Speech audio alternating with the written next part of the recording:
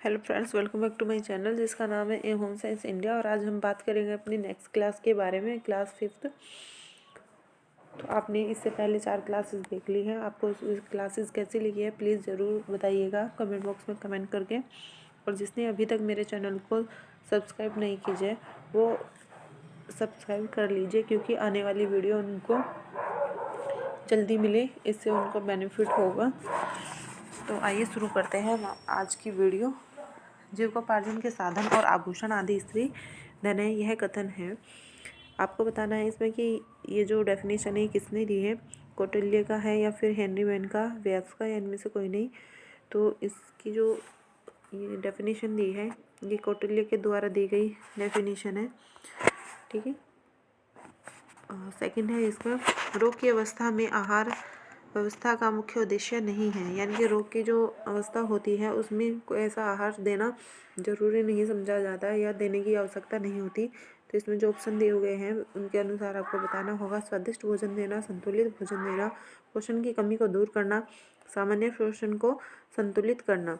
इसका जो आंसर है इसका आंसर ए होगा, स्वादिष्ट भोजन देना। इसका कोई उद्देश्य नहीं होता रोग की अवस्था में कि जो रोगी है उसको स्वादिष्ट भोजन ही देना जरूरी है। नेक्स्ट है आपका, कम प्रोटीन युक्त आहार की आवश्यकता नहीं होती। तो कौन सी रोग में आपको कम प्रोटीन की आवश्यकता नहीं होती है, ये आपको बताना होगा। पीलिया में, कुपोषण में, हेपेटाइटिस में या वायरल में। तो इसका जो ऑप्शन है इसका ऑप्शन बी आपका सही है, क्योंकि कम प्रोटीन आहार अगर आप कुपोषण में दोगे तो उससे उसका जो पोषक तत्वों की कमी है वो पोषक तत्वों की कमी बनी रहेगी। और क्योंकि कुपोषण को सही अगर करना है तो आपको सभी पोषक तत्व उचित मात्रा में देना बहुत ज़रूरी होता है, ठीक है। नेक्स्ट है आपका, ज्वर किस रोग में नहीं होता है, यानी कि जो ज्वर का यहाँ जो अर्थ है, मीनिंग है, वो फीवर से लिया गया है, बुखार से लिया गया है कि बुखार किस रोग में नहीं होता है। जो क्षय रोग है, क्षय रोग को आप टीबी भी बोलते हैं सामान्य भाषा में, और जुखाम है और टाइफाइड है। टाइफाइड भी एक बुखार का ही प्रकार है। और जो टीबी होती है या क्षय रोग होता है उसका सबसे पहला लक्षण ही ये होता है कि व्यक्ति को लंबे टाइम तक फीवर रहता है, बहुत लंबे टाइम तक, यानी कि उसका जो फीवर है वो कभी कम हो जाएगा कभी ज़्यादा हो जाएगा, लेकिन व्यक्ति ठीक नहीं होता। तो इसका जो ऑप्शन है आपका, इसका ऑप्शन बी आपका एकदम सही होगा। नेक्स्ट हम आगे चलते हैं। लार में पाया जाने वाला प्रकीर्णन है, यानी कि लार जो मनुष्य के मुख में पाई जाती है वो उसमें क्या पाया जाता है, कौन सा एंजाइम इसमें पाया जाता है। तो इसमें आपका ए ऑप्शन सही होगा, टाइलिन। टाइलिन हमारे मुख में पाया जाता है। नेक्स्ट आपका क्वेश्चन है, किस ब्लड ग्रुप का व्यक्ति सभी ग्रुप के व्यक्तियों को खून ले सकता है। अब इसमें पूछा है कि जो मनुष्य होता है, मनुष्य के अंदर 4 तरह का ब्लड पाया जाता है, A B, A B and O. तो ये 4 कैटेगरी होती है हमारे ब्लड ग्रुप की। तो इसमें क्वेश्चन में पूछा गया कि किस ग्रुप का व्यक्ति सभी ग्रुप के व्यक्तियों से खून ले सकता है। तो जो सर्वग्राही व्यक्ति होता है लेने वाला वो हमारा ए बी होता है, यानी कि ए बी जिसका ब्लड ग्रुप होगा वो हमारा ले सकता है। तो इसका ऑप्शन सी होगा, ठीक है। नेक्स्ट है आपका, मानव मुख में लार ग्रंथि की संख्या है। जो मानव मुख में अभी लार ग्रंथि आपको बताया था कि टाइलिन नाम की हमारी जो एंजाइम होता है वो हमारी लार में उपस्थित होता है। तो अब हम बताना है कि ये जो लार ग्रंथि होती है इनकी संख्या कितनी होती है। तो इनकी जो संख्या होती है वो 3 होती है। नेक्स्ट है हमारा, निम्नलिखित में से किसे कोशिका के ऊर्जा संस्थान के रूप में जाना जाता है, यानी कि जो ऊर्जा देने वाला होता है वो कौन, कोशिका के अंदर जो हमें ऊर्जा देता है वो कौन सा होता है, उसका क्या नाम है। तो केंद्रक है, कोशिका द्रव्य है, माइटोकॉन्ड्रिया है या फिर कोशिका भित्ति है। इसका जो आंसर होगा आपका आंसर बी होगा, माइटोकॉन्ड्रिया। नेक्स्ट है आपका, पर्णासी रक्तहीनता में नष्ट हो जाती है, यानी कि आपको पूछा है कि जो रक्तहीनता यानी कि खून की कमी या खूनहीनता कैसे नष्ट हो जाती है। आपको पता होगा कि जो हमारी अस्थि मज्जा होती है, अस्थि मज्जा के अंदर यहाँ खून का निर्माण होता है, यानी कि ब्लड का निर्माण होता है। और अगर हमारी जो अस्थि मज्जा हड्डियों के अंदर पाई जाती है, जहाँ पे हड्डियों के जोड़ मिले हुए थे वहाँ पे ही हमारी अस्थि मज्जा होती है, ठीक है, तो इसका ऑप्शन ए होगा। नेक्स्ट हम आगे चलते हैं। हरलोक के अनुसार शेषावस्था है, तो यहाँ पे हरलोक ने 4 तरह की अवस्था बताई है ऑप्शन में। तो आपको बताना है कि हरलोक ने कौन सी बताई थी, जन्म से 2 वर्ष तक, जन्म से 2 सप्ताह तक, गर्भाधान से 2 सप्ताह तक, या फिर गर्भाधान से 2 वर्ष तक। जो हरलोक ने अवस्था बताई थी वह थी आपकी जन्म से 2 वर्ष तक की अवस्था। ठीक है, इसका ऑप्शन ए होगा। नेक्स्ट आगे चलते हैं हम। 19वीं शताब्दी में बाल अध्ययन के क्षेत्र में महत्वपूर्ण परिवर्तन हुए। इन परिवर्तनों के प्रणेता कौन थे, यानी कि जो ये चेंजेस किए थे किसने किए थे, इसमें इनका नाम पूछा गया है आपसे। स्टैनली हॉल ने किया था, या विलहेल्म पेयर ने किया था, या फोरबेल ने किया था, या ब्रांसन अल्कॉट ने किया था। तो इसमें आपको जो ऑप्शन बताना है कि ये इसके जो चेंजर थे वो कौन थे, वो थे आपके स्टैनली हॉल, ऑप्शन ए।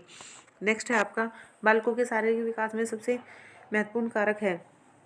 अगर बच्चों का जो शारीरिक विकास होता है तो उसके लिए सबसे जो ज़्यादा ज़रूरी होता है वो कौन सा होता है, आपको इसमें बताना है। व्यायाम होता है, स्वच्छता होती है, पोषण होती है, निद्रा होती है। देखो होते तो बहुत मतलब चारों ऑप्शन ही बिल्कुल सही है कि चारों ही की ही आवश्यकता होती है, लेकिन इसमें जो सबसे महत्वपूर्ण इसमें आपसे पूछा गया है, सबसे महत्वपूर्ण कौन सा होगा, तो सबसे महत्वपूर्ण में आपको बताना है कि वो कौन सा है। ठीक है, तो जो पोषण की स्थिति होती है वो सबसे ज़्यादा महत्वपूर्ण होती है। जब बच्चे का पोषण स्तर सही होगा तो उसकी वो अपने आप से ही उसके जो शारीरिक विकास है वो सामान्य रूप से होता रहेगा। नेक्स्ट है आपका, बाल्यावस्था की विशेषता नहीं है, यानी कि बाल्यावस्था में की कौन सी विशेषता नहीं होती। जैसे आपको ऑप्शन में दिया गया है, शारीरिक विकास, मानसिक विकास, सकारात्मक प्रवृत्ति, आदर्श का अनुकरण करना।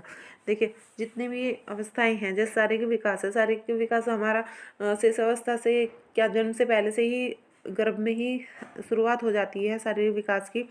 एंड जो मानसिक विकास है, मानसिक विकास भी कहीं ना कहीं हमारा गर्भावस्था के बाद से थोड़ा एक्टिव हो जाता है, क्योंकि आपने सुना भी होगा कि कुछ लोग इतने एक्टिव होते हैं कि जैसे महाभारत में बताया गया है कि अभिमन्यु ने अपनी माता के गर्भ में एक विद्या को सुना था अपने पिता के द्वारा, और उसने फिर युद्ध में उस विद्या का प्रयोग भी किया था। तो इसी वजह से आप कह सकते हैं कि ये मानसिक जो विकास है, मानसिक विकास भी हमारा गर्भ अवस्था में शुरुआत हो जाती है।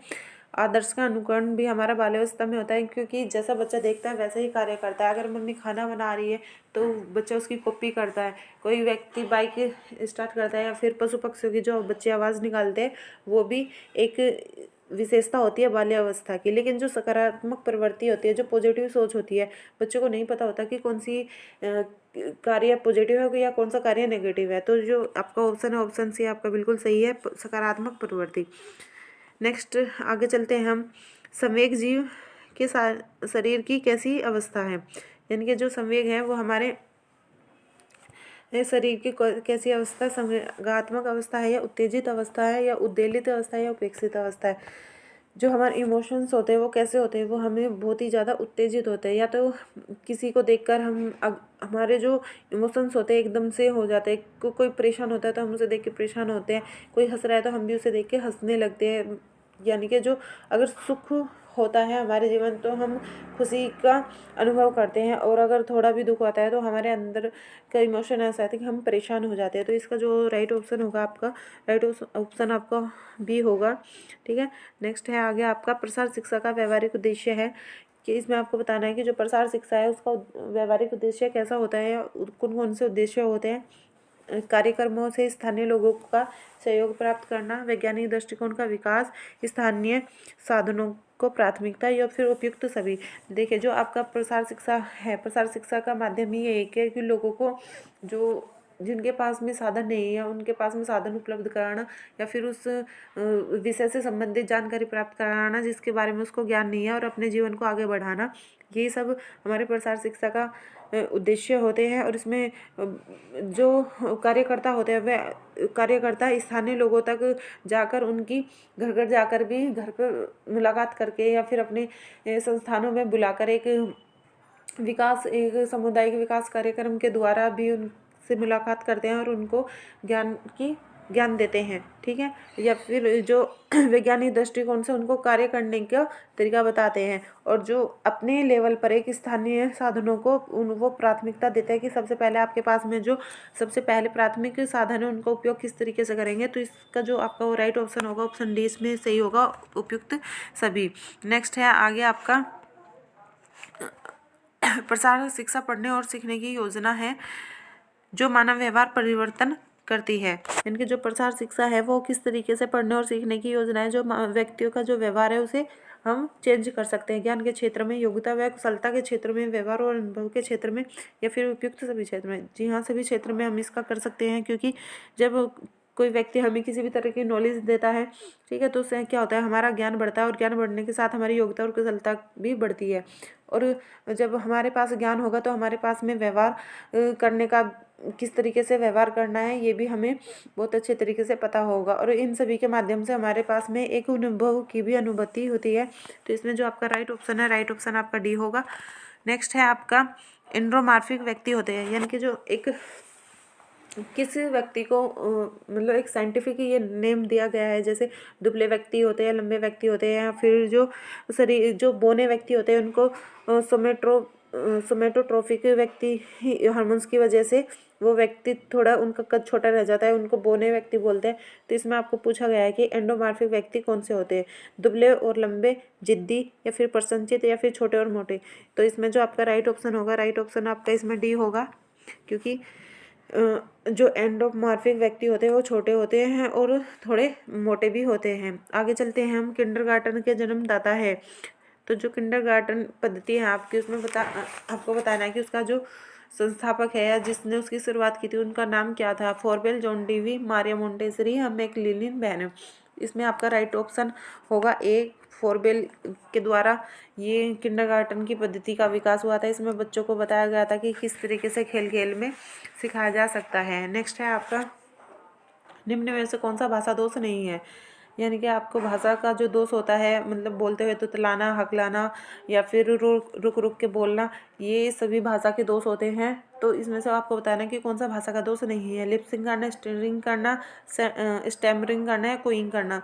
तो आपका जो राइट ऑप्शन होगा इसमें होगा आपका ऑप्शन डी, कोइंग करना, क्योंकि जब बच्चा बहुत छोटा होता है, यानी कि 6 मंथ तक बच्चा कुछ भी नहीं बोलता है, या 6 से आप बोल सकते हो 7-8 तक भी कुछ नहीं बोलता। लेकिन कुछ बच्चे इतने एक्टिव होते हैं कि वो 6 मंथ के बाद बोलना शुरू कर देते हैं, लेकिन 6 मंथ से पहले कुछ इस तरीके से हंसी की या इस चिल्लाने की इस तरीके की आवाज़ आती है, उसे हम क्यूइंग कहते हैं, ठीक है। नेक्स्ट है आपका आगे, अपरिपक्व जन्म का कारण है, यानी कि जब बच्चा समय से पूर्व अपनी दुनिया में आ जाता है या माता के गर्भ से बाहर आ जाता है, तो उसे हम अपरिपक्व जन्म कहते हैं, या प्री मैच्योर बेबी भी हम उसे कह सकते हैं। तो इसमें आपका ऑप्शन दिया गया है कि सिफिलिस, विषाक्तता, या असंतुलन, या फिर सभी, किन के कारणों से उसका जन्म पहले हो सकता है। तो आपका जो इसमें ऑप्शन है ऑप्शन डी इसमें आपका बिल्कुल सही होगा, क्योंकि ये तीनों ही कारण ऐसे हैं जिनकी वजह से बच्चे का मतलब समय से पूर्व ही जन्म हो सकता है।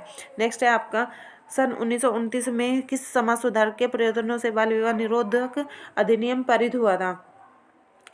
इसमें जो समाज सुधारक थे, इन्होंने बाल विवाह पर रोक लगाई थी। इसमें इनका नाम पूछा गया है, राजाराम मोहन राय, ईश्वरचंद्र विद्यासागर, हरविलास शारदा, इनमें से कोई नहीं। इसमें जो राइट ऑप्शन होगा राजाराम मोहन राय आपका बिल्कुल सही है। तो नेक्स्ट हम आगे चलते हैं, किस विद्वान ने एक विधवा को ही किस विद्वान ने एक विवाह को ही विवाह का आदि स्वरूप माना है। इसमें एक ये डेफिनेशन दी गई है और इसका नाम पूछा गया कि कौन है। तो इसमें हम आपको बताना होगा वेस्टरमार्क, बोगार्ड्स, मैकाइवर, या मर्टर। तो इसका जो आपका राइट ऑप्शन होगा इसका होगा आपका मैकाइवर, ठीक है। नेक्स्ट है हमारा, हिंदुओं में विवाह के कितने परंपरागत स्वरूप माने गए हैं। जो हिंदुओं के द्वारा विवाह होते हैं उनके यहाँ पर परंपरागत रूप से इनके प्रकार पूछे गए हैं। तो इनके प्रकार बताने हैं आपको, 16 होते हैं, 12 होते हैं, 3 होते हैं, या फिर 5 होते हैं, या फिर इनमें से कोई भी नहीं होता। देखिए यहाँ पे जो ये क्वेश्चन है ये थोड़ा एरर हो गया है इसमें। इसका ऑप्शन आपका जो होगा 8 होता है आपका इसमें, ठीक है। तो इसमें जो होते हैं ये 8 मान्य होते हैं, 8 प्रकार के विवाह होते हैं। जैसे गंधर्व विवाह है आपका, राक्षस है, पिशाच है, असुर है, या फिर आप आपका होता है ब्राह्मण विवाह होता है, देव होता है, या आश्र होता है। आश्र का मतलब होता है कि जैसे जो सन्यासी लोग होते हैं, लेकिन फिर बाद में वो क्या करते हैं कि उनकी इच्छा होती है शादी करने की, तो वो क्या करते थे, वो जो लड़की उनको पसंद आती थी या जिस कन्या से उन्हें शादी करनी होती थी, उस टाइम पे होता था कि वो एक बैलों की जोड़ी या फिर एक गाय उनको उनके पिता को दान में देते थे और फिर उस की लड़की से वो शादी कर लेते थे। तो इस तरीके का ये होता था आर्ष विवाह। एक आपका होता है प्रजापत्य विवाह। तो ये सारे मिला के टोटल 8 इस तरीके के हैं विवाह हैं जो हमारे हिंदुओं में परंपरागत रूप से माने गए हैं। नेक्स्ट है आपका वैवाहिक जीवन की सफलता के लिए आवश्यक है अत्यधिक धन की उपलब्धि होना, पति का शिक्षित होना, पत्नी का सुंदर होना, पति पत्नी में समुचित समायोजन होना। जो आपका एक वैवाहिक जीवन है, आपके चारों ओर आपने देखा होगा कि सभी शादीशुदा लोग होते हैं, उनकी एक एज होती है, लड़की की 18 और लड़के की 21 वर्ष। ठीक है, इस एज के बाद लड़का लड़की शादी कर सकते हैं, अपनी मर्जी से भी कर सकते हैं या फिर परिवार के द्वारा भी विवाह कराया जा सकता है। तो इसके लिए जीवन सही तरीके से चलता रहे या तो उनके अंदर क्या विशेषताएं होनी चाहिए, व्यक्ति के अंदर क्या सफलता होनी चाहिए, दोनों कपल्स के अंदर, इसमें आपको बताया गया है। तो अत्यधिक धन होने की वजह से भी आप अपने जीवन को अच्छा नहीं बना सकते। यानी कि किसी ही व्यक्ति के पास बहुत सारा धन है, लेकिन वो ड्रिंक करता है और जुआ खेलता है, मारपीट करता है और गुंडागर्दी करता है, तो उसकी पत्नी उसके साथ खुश नहीं रह सकती। उसी तरीके से यदि पति शिक्षित है और पत्नी शिक्षित नहीं है, तो वो उसके साथ में वो उसको पार्टी वगैरह में नहीं लेकर जाएगा, अपने साथ कहीं बाहर घूमने नहीं लेकर जाएगा, तो वो उसके साथ भी तब भी वो खुश आपस में खुश नहीं रह सकते।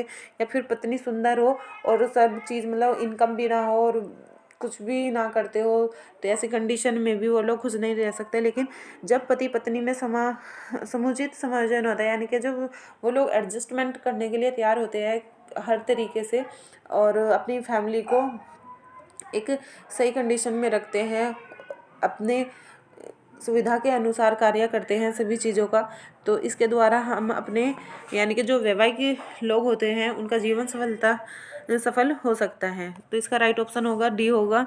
नेक्स्ट है आपका ड्राफ्टिंग का पूर्वाभ्यास किस वस्त्र पर किया जाता है। वैसे तो सामान्य रूप से जो लोग प्रैक्टिस करते हैं ड्राफ्टिंग के लिए, जो कपड़े सिलते हैं, जब उनको सिलाई सिखाई जाती है तो इसके लिए सिंपल पेपर न्यूज़पेपर का भी हम यूज़ कर सकते हैं। लेकिन जो एक ट्रेडिशनल होता है जो हम कोर्स के अंदर में लाते हैं, उसके लिए क्या करते हैं कि उसके लिए हम सिर्फ मिल्टन क्लॉथ पर हम इसका यूज करते हैं। तो इसका ऑप्शन आपका सी होगा। तो ये थे आपके टीजीटी पीजीटी क्वेश्चन सीरीज़ के कुछ क्वेश्चंस, और ये थी आपकी क्लास 5th। ऐसे ही आपको आगे की क्लासेस मिलती रहेगी। और अगर आपको जीआईसी के बारे में भी आपको क्लासेस चाहिए या फिर कंटेंट चाहिए, तो प्लीज़ मेरे को मैसेज करके या कमेंट बॉक्स में कमेंट करके ज़रूर बताना। और मेरा टेलीग्राम चैनल है, आप उसे भी ज्वाइन कर सकते हैं, जिसका नाम है होम साइंस विद सोनिया। तो ठीक है, जय भारत, जय हिंद और नमस्कार। ऐसे ही खुश रहे, बढ़ते रहे।